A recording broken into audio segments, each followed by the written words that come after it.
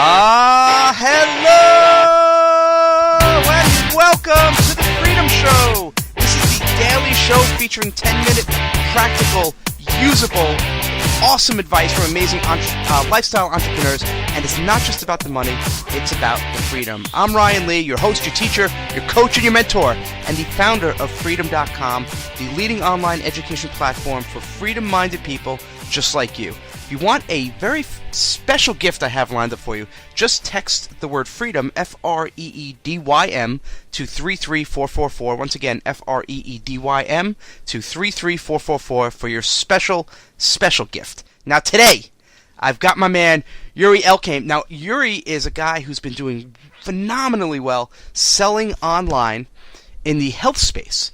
And his website, by the way, if you're interested, it's Yuri, and I'll spell this for you, YURIELKAIM.com. We are now going to dive right in. Yuri, are you ready for this? I'm ready to belly flop right into this. That's all we do. Let's do it. It's also known as the belly flop show. You've had tremendous success, best-selling books, all this great stuff. Give us your superpower. So many people struggle, especially in the competitive online health niche. How have you succeeded? What's the secret sauce? For me, I realized after many painstaking years that my unique ability is to, other than teaching and stuff, what I do really well is I take complexity and I make it very simple for people. So I simplify people's lives as it pertains to health, losing weight, getting fit.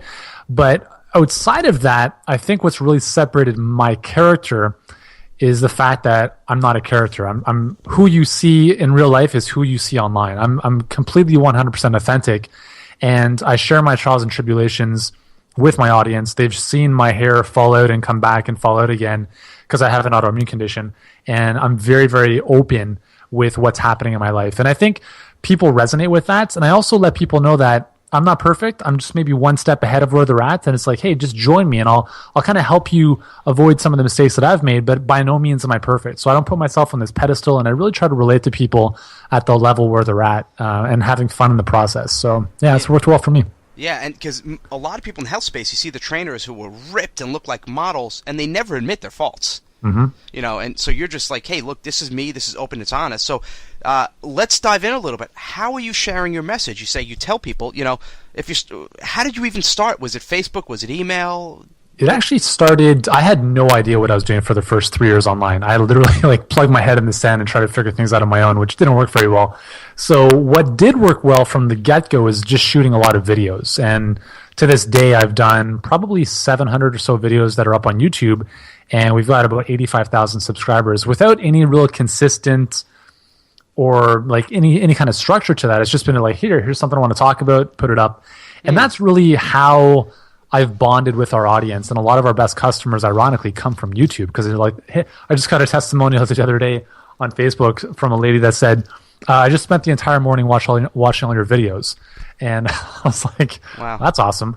So that was really a great platform for me. And I love doing videos. So I've done a lot of YouTube videos, and then I generally send out, I would say, anywhere from about 4 to 6 emails a week that my email list would get as well. That's that's personable, that is content driven, but also we kind of throw in promotions here and there that will obviously serve our audience. So so right now it sounds like still you started and YouTube and videos are still your main traffic source. Is that correct?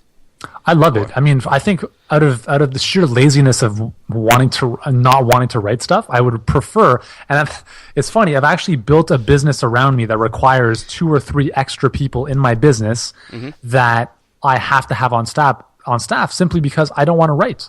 So I have to have an editor and other people that in other people's businesses they would save several $1,000s a month because maybe they want to write their own stuff. Yeah. But for me, I would rather have a video done or a podcast, have it transcribed and cleaned up a bit. So I love doing video, and it's just a lot of fun. So let's talk for a minute about the video. What is a typical video in terms of length, in terms of content? Do you have fancy cameras? Do you do iPhones? Just give us the 1 minute overview.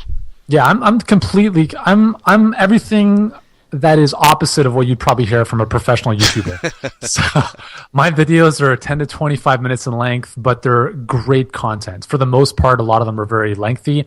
One of my top videos is on type 2 diabetes. It's 21 minutes long. It's had probably 500,000 views. And I always argue with people. I'm like, yes, like if we set up Wistia and we get all this, these analytics and stuff, I'm like, we obviously know there will be fewer people watching 20 minutes or towards 20 minutes, but I don't care about that. Mm-hmm. I want the people who are watching 20 minutes because they'll be more engaged than the people who just watch 30 seconds and take off. So I do have videos that are shorter, that are kind of, one tip type of more of an actionable thing.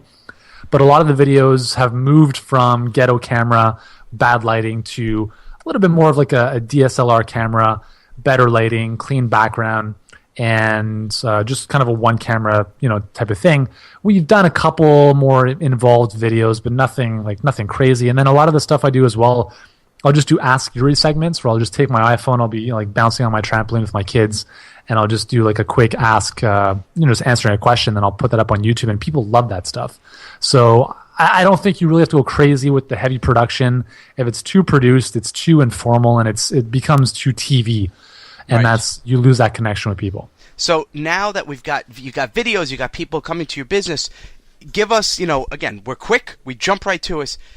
Give us a really kind of overview of what your business looks like in terms of, is there a specific funnel? I know you're big on funnels. Is there like a specific funnel? How many products do you have? We've got a lot of products. I've got like 9 different product brands. And if I were to do things over again, maybe I would simplify my life a little bit more by having maybe 1 or 2. But that's just kind of my creative nature. So when people come in, they can come in through a lot of different, doors.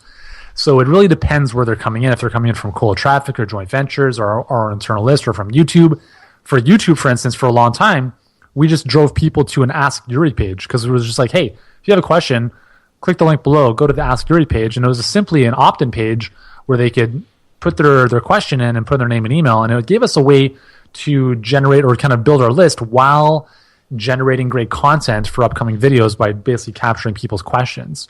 And so we have different calls to action depending on the video. If it's like a recipe video, we'll drive them over to one of our free cookbooks or one of our paid cookbooks. We're always testing different things and seeing what is working best. So it's tough to say that there's one kind of place all people come to. I wish there was, because it would probably simplify our lives a bit better. Yeah. But we really try to give people, we really try to meet people where they're at and give them a kind of tailor solutions based on what they're watching or if they're watching a video on losing weight, then we'll have a special offer on, a weight loss type of thing that would be obviously congruent with the content that they're watching. So, yeah. And are your products mostly written? Are they multimedia? What do they look like? So we have straight up ebooks. We have 4 continuity programs that are kind of video, PowerPoint teaching style. We've got like follow along workouts. I've got obviously published books. We also have consumables. So we've really kind of crossed the spectrum with information as well as physical products. Yeah, and you said if you had to do it again, it's always important, looking back. And I know that it's an annoying question. Every podcast is, if you had to start over, but you kind of brought it up, so I'm going to go there for a minute. Yeah. So it sounds like if you were going to start again, you would kind of streamline and focus a little bit. And if you could focus, what would be the 1 or 2 or 3 things you would do? Maybe the specific products you'd sell. Looking back. Well, it's tough for me to say I would because we often develop solutions that we need for ourselves, and that's why I think I'm a big stickler on simplification, because I know that I need that in my life a lot more as well. So I'm always looking for solutions for that. So if I were to go back, I think I would still focus a lot on continuity, because about 80% of our revenue is continuity based. Mm-hmm. So I would still make that a huge component of what we do, but really from the get-go learn how to sell it properly, because I have learned over the years that it's not a very easy thing to sell, and you definitely have to craft things a little bit more intelligently with a membership or a continuity offer. The other thing that I would really focus on that's kind of a little bit separate from a product is just kind of a general positioning type of strategy right from the get-go, is really thinking about who are the type of people that I want to attract in my business, and as a result of that, what is the message and what is the image that I want to put out into the marketplace? And that's something that I did not do up until maybe 6 months ago. And currently we're in a huge rebranding process to really start to appeal to more of the audience that we want to serve and move away from people that are asking for us to send them refund checks for $1.14 because the conversion rate between Canadian and American dollars didn't work out. I'm like, wow. So yeah, so stuff like that. I think, you attract what you put out there. So I take full responsibility. And obviously I'm not complaining, but it's, if we want to move in the direction that we want to move to, I think positioning and messaging is really important. Yeah, no, absolutely, and you're right. It's very important who you want to work with. One last thing, we got about a minute left. I know time flies, but you said one thing that was interesting, and I want to backtrack to it for a second. You said continuity, which is recurring revenue, accounts for about 80% of your business, and if you had to do it over again, you'd sell it a little bit differently. What's that big lesson? What's the key you found to selling people into recurring revenue and membership programs? Don't sell the continuity. Like, yeah.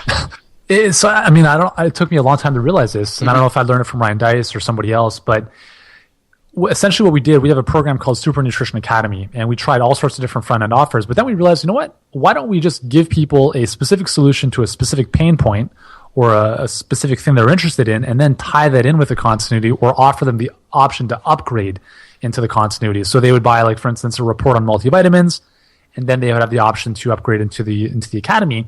And when we started doing that just like exploded our membership enrollments. And obviously we have an amazing program content-wise, and we have some really good retention strategies. So that was a big win for us. Awesome. Well, I appreciate you coming on. Time is up. You see how fast that goes? Ding, ding, ding. Ding, ding, ding, ding. You win.